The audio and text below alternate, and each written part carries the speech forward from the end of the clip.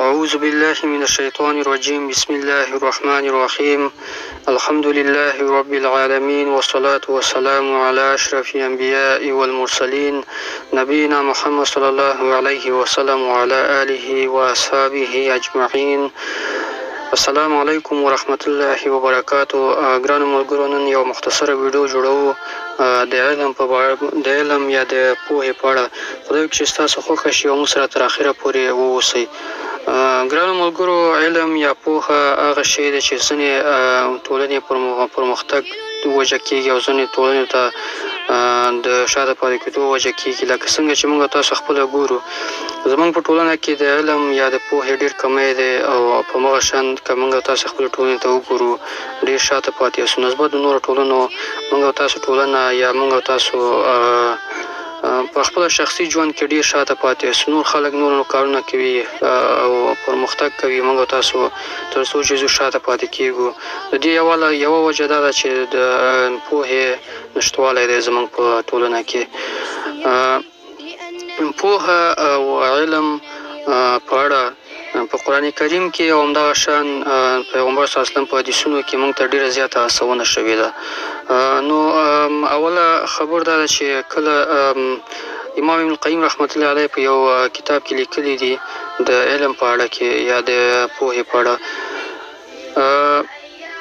وایي کله چې الله سبحانه وتعالی یوسف علیه السلام ته فزیکي ښکلا ورکړه، هغه د دې له امله شو چې هغه په زندان کې بندي کړي.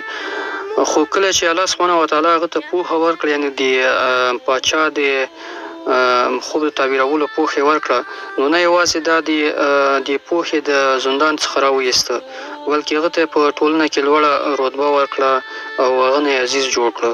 نو دا په روښانه ډول موږ ته ښیي چې پوهه یا علم څومره مهمه دی او څومره ارزښت لري زموږ په ژوند کې، زموږ په ټولنه کې. او دا هم موږ ته راښیي چې فزیکي ښکلا دومره مهمه نه لکه څومره موږ تاسو چې په هغې ته فکر کوو او په ځانونو باندې پام کوو، په ځان ګوتې وهو او دخوا وخوا راتاویږو د خپله فزیکي ښکلا ته خوشحاله یو. نو ګران دوستانو، که چېرته موږ قرآن شریف ته رجوع وکړو، په قرآن کریم کې اولنۍ کلمه چې نازل شوې ده پیغمبر صلی الله علیه وسلم ته، هغه وه اقرأ، یعنې ولوله. نو خدای پاک اولنۍ کلمه موږ ته دا نازله کړې چې اقرأ یعنې ولوله. نو دا موږ ته په روښانه ډول سره ښیي چې ولوستل، لیکل او همدغسې علم پوهه ترلاسه کول څومره زیات اهمیت لري. نو د الله سبحانه وتعالی د اقرأ امر په جواب کې مسلمانانو په تاریخ کې تر ټولو تعلیم یافته تمدن جوړ کړه او هغوی په مختلفو مضامینو کې ماستریانې درلودې او مهارتونه درلودل، لکه ریاضي شو، طب شو، همدغسې نور مختلفه اسلامي تاریخ شو. په دې ټولو کې هغوی لاسته راوړنې او همدغه شانته هغې ماستریانې یا مهارتونه درلودل. او که چېرته موږ او تاسو د الجبر تاریخ وګورو، نو دا تاریخ د دې تاریخ هغه ته ورځي چې محمد ابن موسی الخرزرمي یو کتاب ولیکه، هغه کتاب نوم و الجبر. نو هغه په 12مه پیړۍ کې اروپایي ملکونو ته هغه معرفي شو او وژباړل شو. نو دغه کتاب نه الجبر راځي.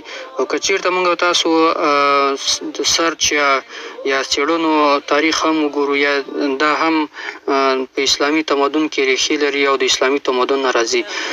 همدغه شان د پی ایچ ډي سیستم که چېرته موږ وګورو، پی ایچ ډي سیستم د مسلمانانو د اجازې سیستم څخه راخیستل شوی دی.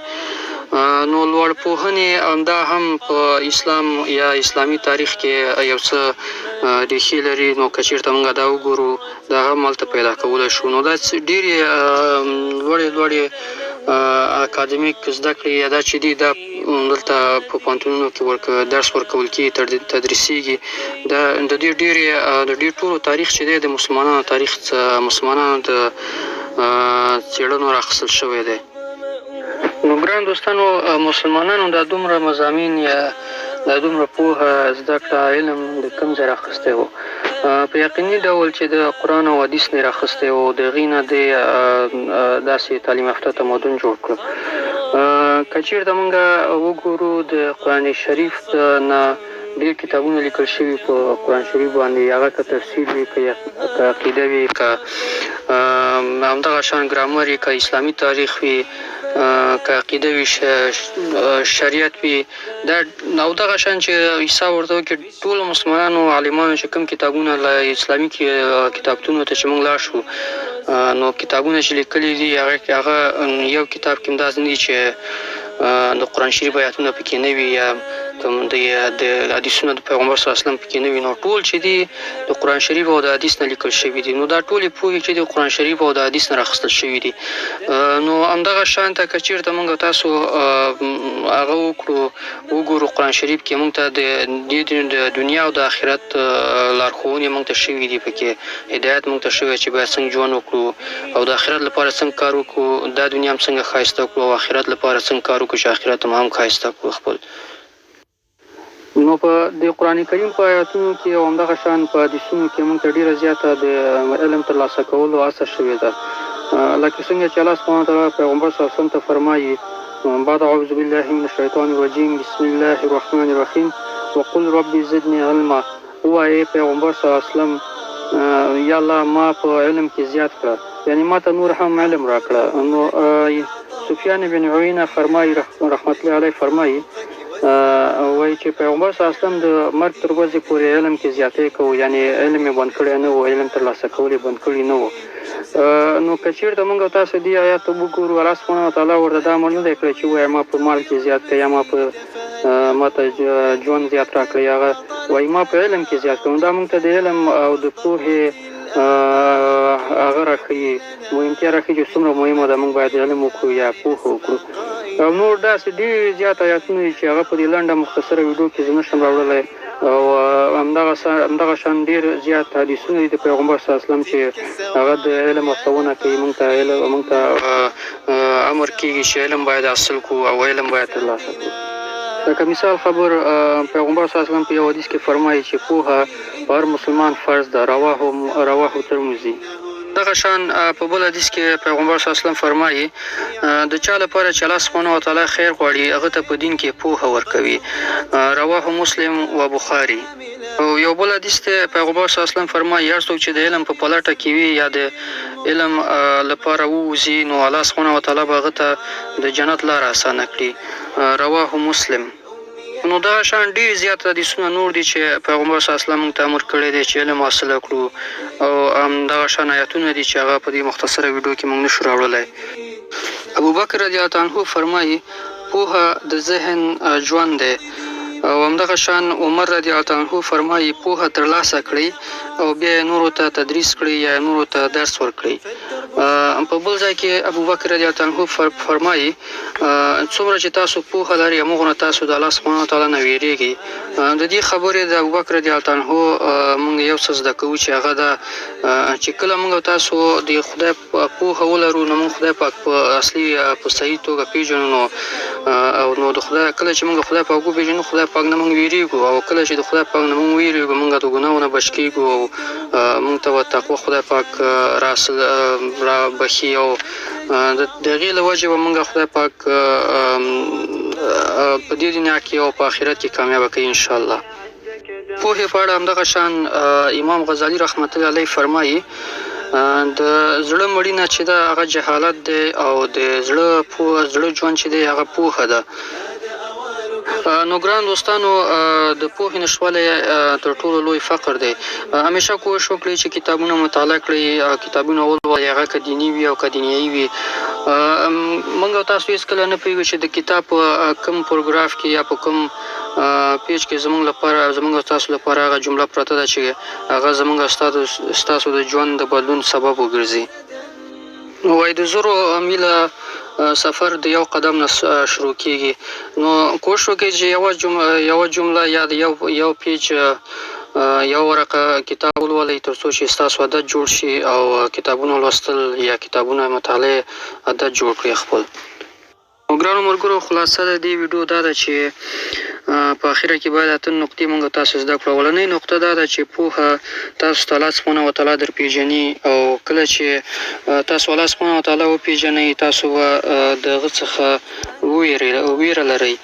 او څوک چې الله سبحانه وتعالی نه ویره لري هغه به هم په دې دنیا هم په آخرت باندې کامیابه وي. دوم، پوهه د بریالیتوب یوازینۍ لار ده. دریم، پوهه اصلي دلیل دی چې ځینې تمدنونه پرمختګ کوي او ځینې شاته پاتې کېږي. څلورم، پوهه یوه ښه ټولنه جوړوي او ښه ټولنه خوشحالي رامنځته کوي. پنځم، لاسته راوړنې هغه وخت ترلاسه کېږي او اسانېږي موږ لپاره چې کله موږ او تاسو کوم کارونه چې موږ کوو هغه کې موږ ماهرت او پوهه ولرو. شپږم، زموږ او ستاسو اهداف چې هر څه وي د هغې لپاره موږ او تاسو چې هغه ترلاسه کړو هغې لپاره موږ او تاسو پوهې ته اړتیا لرو چې پوهه باید ولرو. چې شی موږ غواړو هغې لپاره باید موږ پوهه ولرو، هغې لپاره یوه نقشه باید ولرو، یو سیستم یې باید ولرو چې تر څو وشو کولی هغه ترلاسه کړو. اووم، که چېرته موږ وغواړو چې خپلې ټولنې بیا له سره جوړې کړو نو موږ حتما تعلیم ته اړتیا لرو او د هغې پوهې او تعلیم ته اړتیا لرو تر څو چې وشو کولی موږ هدایت واخلو او خپلې ټولنو ته بیرته خدمت وکړو، خپلې ټولنې بیرته د سره را جوړې کړو. او په اخره کې اتم، که چېرته تاسو غواړئ چې خپلو سیالانو ته ماته ورکړئ نو د هغه شیانو تاسو ماستران واوسئ چې کوم شیان تاسو کوئ او خپلو سیالانو سره سیالي کوئ پکې، نو باید د هغې ښه علم تاسو سره وي. نو ګرانو دوستانو دا به زموږ د نن ورځې ویډیو انشاءالله په آینده کې به نورې ویډیو موږ جوړوو، همدغه شانته ویډیوګانې. دا ویډیو چې ولې باید موږ علم ترلاسه کړو، بله ویډیو چې دا څنګه باید ترلاسه کړو، همدغسې سلسله وارې ویډیوګانې به د خیره جوړو. نو خدای وکړي چې دا ویډیو تاسو خوښه شوي او تاسو لپاره بورینګ نه وه. نو د بلې ویډیو پورې د خدای په امان او د موږ پیج سره لایک کړئ. قاسم لیکوال، د خدای په امان. السلام علیکم ورحمة الله وبرکاته.